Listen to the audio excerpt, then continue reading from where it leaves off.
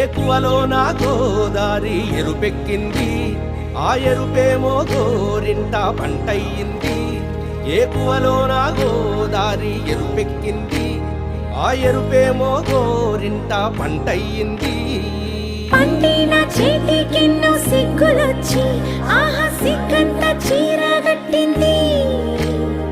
చీరలో చందమామ ఎవరమ్మ, ఆ గుమ్మ సీతమ్మ. సీతమ్మ వాకిట్లో